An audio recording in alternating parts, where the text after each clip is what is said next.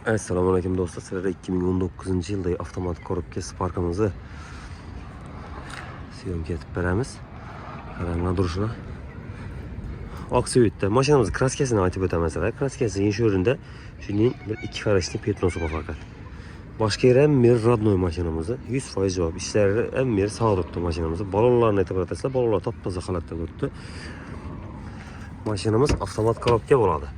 Avtomat korobka 3-pozitsiyasi bo'ladi. Poliklar ham mana siz tayyor.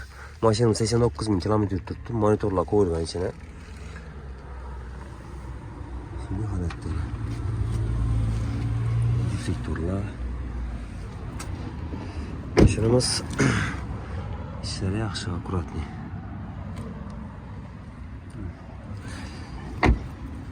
Metani bor mashinada. Metani. Markazında sıralı kolonkalar. Arkasında gürüştürler. Sıralı hem biri sas halatta maşın.